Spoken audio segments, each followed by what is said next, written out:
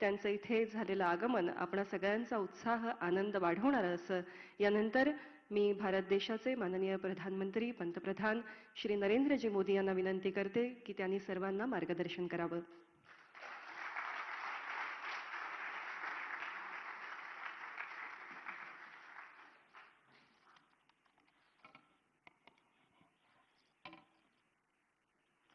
महाराष्ट्र के गवर्नर श्री भगत सिंह कोश्यारी जी, मुख्यमंत्री श्री उद्धव ठाकरे जी, उप मुख्यमंत्री श्री अजित पवार जी, श्री अशोक जी, नेता विपक्ष श्री देवेंद्र फडणवीस जी, यहाँ उपस्थित अन्य महानुभाव, देवी और सज्जनों, आज वट पूर्णिमा भी है और संत कबीर की जयंती भी है. सभी देशवासियों को मैं अनेक अनेक शुभकामनाएं देता हूं. एका अतिशय चांगला कार्यक्रमासाठी आपण आज सारे एकत्र आलो आहोत. स्वातंत्र्य समरातील वीरांना समर्पित क्रांतिगाथा ही वास्तू समर्पित करताना मला अतिशय आनंद होतो आहे.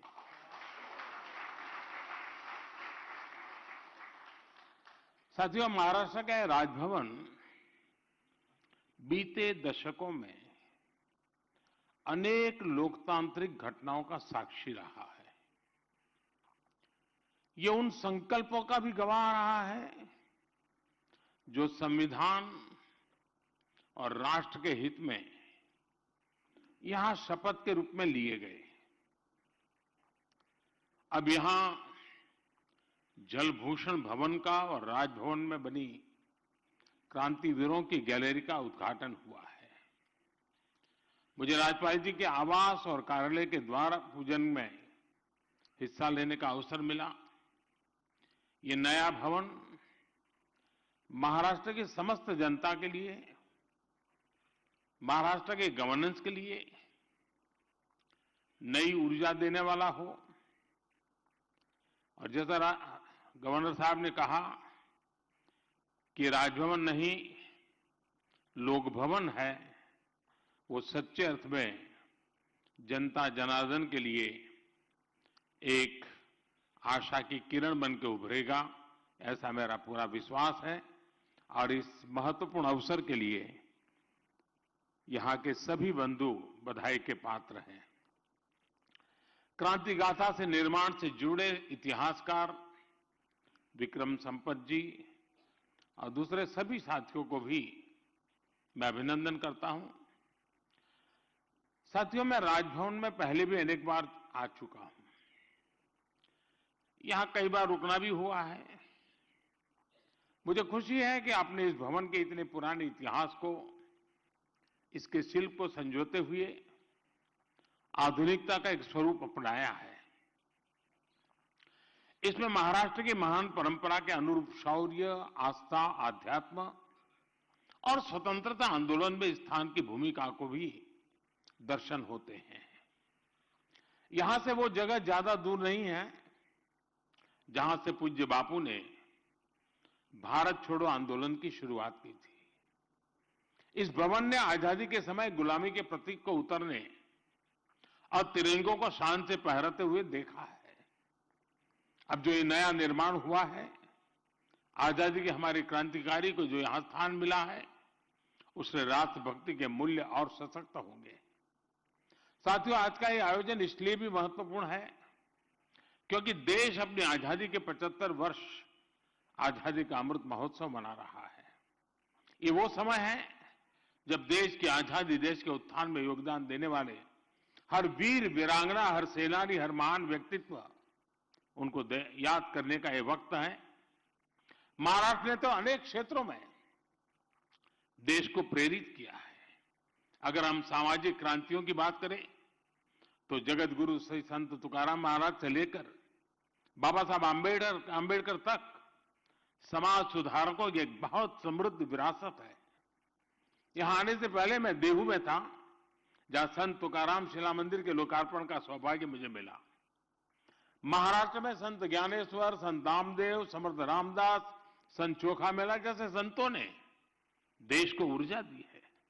अगर स्वराज की बात करें तो छत्रपति शिवाजी महाराज और छत्रपति संभाजी महाराज का जीवन आज भी हर भारतीय में राष्ट्रभक्ति की भावना को और प्रबल कर देता है। जब आजादी की बात आती है तो महाराष्ट्र ने तो ऐसे अनगिनत वीर सेनानी दिए जिन्होंने अपना सब कुछ आजादी के यज्ञ में आहुत कर दिया। आज दरबार हॉल से मुझे इस समंदर का विस्तार दिख रहा है तो हमें स्वातंत्र वीर विनायक दामोदर सावरकर जी की वीरता का स्मरण आता है। उन्होंने कैसे हर यात्रा को आजादी की चेतना में बदला, वो हर पीढ़ी को प्रेरित करने वाला है। साथियों, जब हम भारत की आजादी की बात करते हैं तो जाने अनजाने उस कुछ घटनाओं तक सीमित कर देते हैं, जबकि भारत की आजादी में अनगिनत लोगों के तप और उनकी तपस्या शामिल रही है। स्थानीय स्तर पर हुई अनेक घटनाओं का सामूहिक प्रभाव राष्ट्रीय था। साधन अलग थे लेकिन संकल्प एक था। लोकमान्य तिलक ने अपने साधनों से, तो उन्हीं की प्रेरणा पाने वाले चापेकर बंधुओं ने अपने तरीके से आजादी की राह को प्रशस्त किया। वासुदेव बलवंत फड़के ने आप अपनी नौकरी छोड़कर सशस्त्र क्रांति का रास्ता अपनाया, तो वहीं मैडम भीखाजी कामा ने संपूर्णता भरे अपने जीवन का त्याग कर आजादी की अलग जगाई। हमारे आज के तिरंगे की प्रेरणा का जो स्रोत है, उस झंडे की प्रेरणा मैडम कामा और श्यामजी कृष्ण वर्मा जैसे सेनानी थे। सामाजिक, पारिवारिक, वैचारिक भूमिकाएं चाहे कोई भी रही हो, आंदोलन का स्थान चाहे देश विदेश में कहीं भी रहा हो, लक्ष्य एक था, भारत की संपूर्ण आजादी। साथियों, आजादी का जो हमारा आंदोलन था उसका स्वरूप लोकल भी था और ग्लोबल भी था। जैसे गदर पार्टी दिल से राष्ट्रीय भी थी लेकिन स्केल में ग्लोबल थी। श्यामजी कृष्ण वर्मा का इंडिया हाउस लंदन में भारतीयों का जमावड़ा का, लेकिन मिशन भारत की आजादी का था। नेताजी के नेतृत्व में आजाद हिंद सरकार भारतीय हितों के लिए समर्पित थी, लेकिन उसका दायरा ग्लोबल था। यही कारण है कि भारत के स्वतंत्र आंदोलन ने दुनिया के अनेक देशों को आजादी के आंदोलन को प्रेरित किया। लोकल से ग्लोबल की यही भावना हमारे आत्मनिर्भर भारत अभियान की भी ताकत है। भारत के लोकल को आत्मनिर्भर अभियान से राष्ट्रीय और अंतर्राष्ट्रीय स्तर की पहचान दी जा रही है। मुझे विश्वास है क्रांतिवीरों की गैलरी से यहां आने वालों को राष्ट्रीय संकल्पों को सिद्ध करने की नई प्रेरणा मिलेगी। देश के लिए कुछ कर गुजरने की भावना बढ़ेगी। साथियों, बीते 7 दशकों में महाराष्ट्र ने राष्ट्र के विकास में हमेशा से महत्वपूर्ण भूमिका निभाई है। मुंबई तो सपनों का शहर है ही है। महाराष्ट्र के ऐसे अनेक शहर हैं जो 21वीं सदी में देश के ग्रोथ सेंटर होने वाले हैं। इसी सोच के साथ एक तरफ मुंबई के इंफ्रास्ट्रक्चर को आधुनिक बनाया जा रहा है, तो साथ ही बाकी शहरों में भी आधुनिक सुविधाएं बढ़ाई जा रही है। आज जब हम मुंबई लोकल में होते हैं, भूतपूर्व सुधार को देखते हैं, जब अनेक शहरों में मेट्रो नेटवर्क के विस्तार को देखते हैं, जब महाराष्ट्र के कोने कोने को आधुनिक नेशनल हाईवे से जुड़ते हुए देखते हैं, तो विकास के सकारात्मकता का एहसास होता है। हम सभी ये भी देख रहे हैं कि विकास की यात्रा में पीछे रह गए आदिवासी जिलों में भी आज विकास की नई आकांक्षा जागृत हुई है। साथियों, आजादी के इस अमृत काल में हम सभी को ये सुनिश्चित करना है कि हम जो भी काम कर रहे हैं, जो भी हमारी भूमिका है, वो हमारे राष्ट्रीय संकल्पों को मजबूत करें। यही भारत के तेज विकास का रास्ता है। इसलिए राष्ट्र के विकास में सबका प्रयास के आह्वान को मैं फिर दोहराना चाहता हूं। हमें एक राष्ट्र के रूप में परस्पर सहयोग और सहकार की भावना के साथ आगे बढ़ना है, एक दूसरे को बल देना है। इसी भावना के साथ एक बार फिर जल भूषण भवन को और क्रांतिवीरों की गैलरी के लिए भी मैं सबको बधाई देता हूं। और अब देखें, शायद दुनिया के लोग हमारी मजाक करेंगे कि राजभवन 75 साल से यहां गतिविधि चल रही है, लेकिन नीचे बंकर है वो 7 दशक तक किसी को पता नहीं चला। यानी हम कितने उदासीन हैं, हमारी अपनी विरासत के लिए कितने उदासीन है। खोज खोज कर हमारे इतिहास के पन्नों को समझना देश को इस दिशा में आजादी का अमृत महोत्सव एक कारण बने। मुझे याद है, अभी हमने भी श्यामजी कृष्ण वर्मा का चित्र में भी देखा। आप हैरान होंगे हमने किस प्रकार से देश में निर्णय किए हैं। श्यामजी कृष्ण वर्मा को लोकमान्य तिलक जी ने चिट्ठी लिखी थी और उनको कहा था कि मैं स्वातंत्र वीर सावरकर जैसे एक होनहार नौजवान को भेज रहा हूं, उसके रहने पढ़ने के प्रबंध में जरा आप मदद कीजिए। श्यामजी कृष्ण वर्मा वो व्यक्तित्व थे। स्वामी विवेकानंद जी उनसे साथ सत्संग किया करते थे और उन्होंने लंदन में इंडिया हाउस, जो क्रांतिकारियों की एक प्रकार से तीर्थ भूमि बन गया था, और अंग्रेजों के नाक के नीचे इंडिया हाउस में क्रांतिकारियों की गतिविधि होती थी। श्यामजी कृष्ण वर्मा जी का देहावसान 1930 में हुआ। 1930 में उनका स्वर्गवास हुआ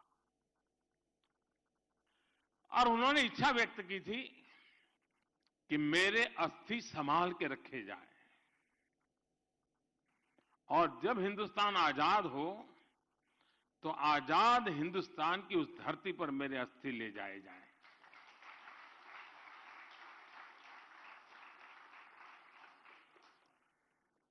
उन्नीस 1930 की घटना 100 साल होने को आए हैं, सुनकर के आपके भी रोंगटे खड़े हो रहे हैं। लेकिन मेरे देश का दुर्भाग्य देखिए, 1930 में देश के लिए मर मिटने वाले व्यक्ति, जिसकी एकमात्र इच्छा थी कि आजाद भारत की धरती पर मेरे अस्थि जाएं ताकि आजादी का जो मेरा सपना है, मैं नहीं, मेरे अस्थि अनुभव कर ले, और कोई अपेक्षा नहीं थी। 15 अगस्त 1947 के दूसरे दिन ये काम होना चाहिए था कि नहीं होना चाहिए था? नहीं हुआ। और शायद ईश्वर के ही कोई संकेत होगा। 2003 में 73 साल के बाद उन अस्थियों को हिंदुस्तान लाने का सौभाग्य मुझे मिला।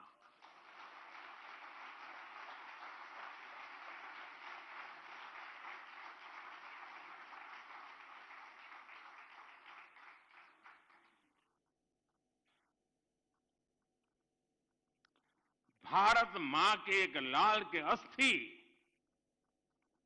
इंतजार करते रहे दोस्तों, जिसको कंधे पर उठा करके मैं लाने का मुझे सौभाग्य मिला। और यही मुंबई के एयरपोर्ट पर मैं लाकर के उतरा था यहां, और यहां से वीरांजलि यात्रा लेकर के मैं गुजरात गया था। और कच्छ मांडवी उनका जन्म स्थान, वहां आज वैसा ही इंडिया हाउस बनाया है जैसा लंदन में था।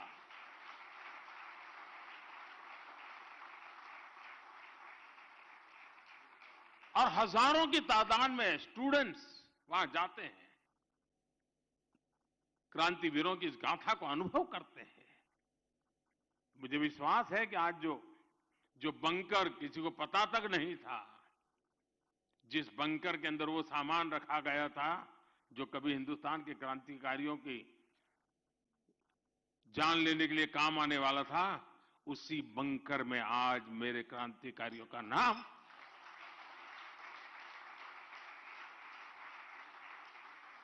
ये जज्बा होना चाहिए देशवासियों में जी, और तभी जाकर के देश की युवा पीढ़ी को प्रेरणा मिलती है। और इसलिए राजभवन का ये प्रयास बहुत ही अभिनंदनीय है।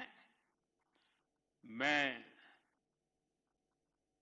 खास करके शिक्षा विभाग के लोगों से आग्रह करूंगा कि हमारे स्टूडेंट्स को हम वहां तो ले जाते हैं, साल में एक बार टूर, 2 बार टूर करेंगे तो कोई बड़े बड़े पिकनिक प्लेस पर ले जाएंगे, थोड़ी आदत बना दें, कभी अंडमान निकोबार जाकर के उस जेल को देखें जहां वीर सावरकर ने अपनी जवानी खपाई थी, कभी इस बंकर में आकर के देखें कि कैसे कैसे वीर पुरुषों ने देश के लिए अपना जीवन खपा दिया था।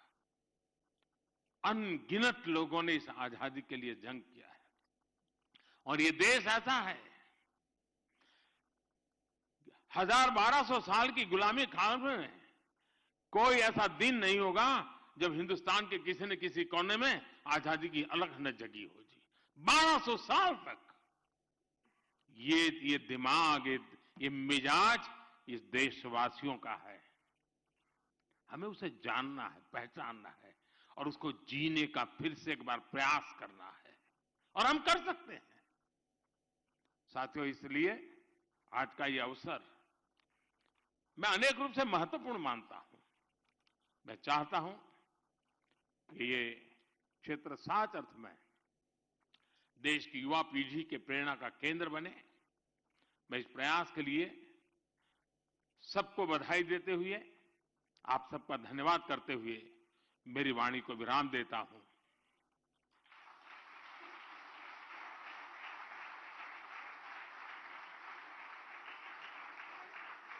भारत देश के प्रधानमंत्री माननीय श्री नरेंद्र जी मोदी जी का